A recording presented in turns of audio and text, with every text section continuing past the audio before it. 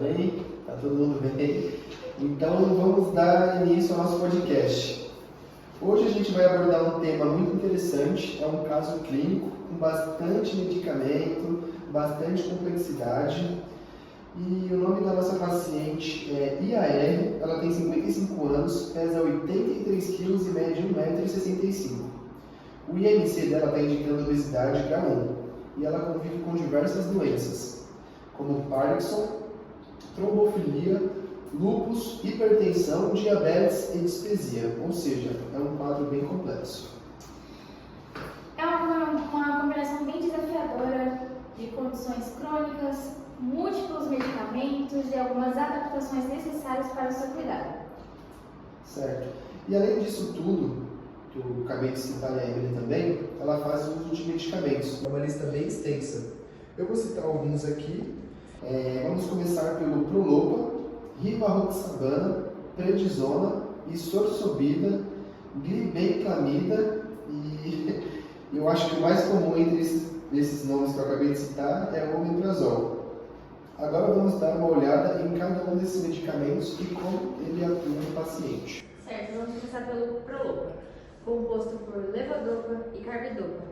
É um antiparkinsoniano. A levodopa vira dopamina no cérebro, ajudando nos sintomas da doença de Parkinson. Já o carbidopa ajuda a evitar essa transformação que aconteça fora do cérebro, melhorando a eficácia do tratamento. Ah, legal. Agora vamos falar um pouquinho sobre o Rivaroxabana.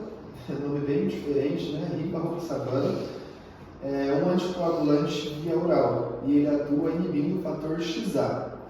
A ideia é evitar a formação de trombos e os riscos são hemorragias e hematomas, especialmente porque ela já faz uso de um dos medicamentos que afeta o organismo, que pode aumentar esses riscos também, desses que eu acabei de citar.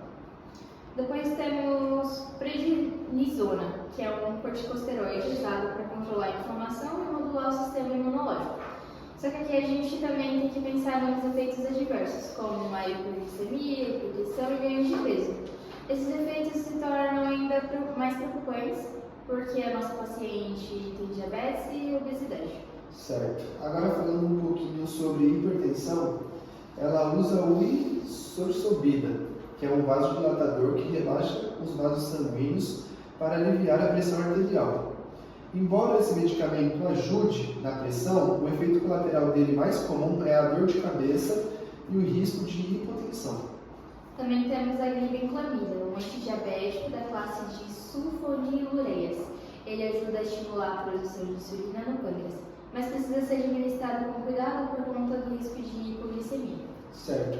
E por fim, temos o omeprazol, que ela toma para dispesia. É um inibidor de bomba de prótons que reduz a acidez no estômago. Embora ajude na questão gástrica, ele pode trazer efeitos colaterais, como dores de cabeça ou até mesmo diarreia. Agora que já passamos pelos medicamentos, vamos discutir um pouco sobre como eles se comportam no organismo dela. A absorção, distribuição, metabolismo e eliminação podem variar muito, especialmente considerando a condição hepática renal dela, que é um pouco comprometida. Certo. E mais um detalhe muito importante, a prednisona pode elevar os níveis de glicose, dificultando o controle de diabetes do paciente, especialmente quando combinados com a glibenclamida. Isso exige uma monitorização constante de glicemia para evitar os picos de quedas perigosas. Bom, agora vamos abordar as orientações para o cuidado. Você pode começar falando um pouquinho sobre o cuidado com a nutrição. É urgente uma mudança na dieta dela, diminuir o consumo de doces, gorduras e proteínas animais. Pode ajudar no controle de peso, da glicemia e da pressão. Além disso, é importante considerar as interações com os medicamentos, como a glibenclamida, que pode ser afetada pelo que ela come. Certo. Agora vamos falar um pouquinho sobre a fisioterapia. O papel principal do fisioterapeuta nesse caso é ajudar com isso de acordo com a capacidade do paciente. Não pode extrapolar, não pode fazer o paciente querer que o paciente exija mais do que ele consegue, então é sempre importante se atentar nesses quesitos. E também contra as fadigas musculares e as dores nas articulações. Bom, agora vamos falar um pouquinho sobre os benefícios dos exercícios. Eles melhoram a mobilidade e reduzem a rigidez, como outros. E voltando para uma área que não foi citada, a enfermagem. Essencial monitorar sinais de hemorragia por causa da rivaroxabana, além de acompanhar a glicemia e pressão arterial, que podem ser afetadas pela combinação de medicamentos. Eu acho que a gente já falou tudo mais relevante assim sobre o paciente. Então, Emily, por favor, pode fazer o nosso encerramento? Nesse caso, o clínico nos mostra como é desafiador cuidar de pacientes com múltiplas comorbidades e muitos medicamentos. Requer uma equipe de saúde integrada, no caso, enfermeiros, nutricionistas e fisioterapeutas. E atenta a cada detalhe. Certo.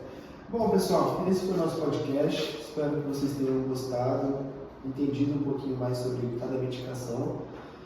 E, por favor, não esqueça de se inscrever no canal, deixar o seu like e ativar o sininho. Tchau.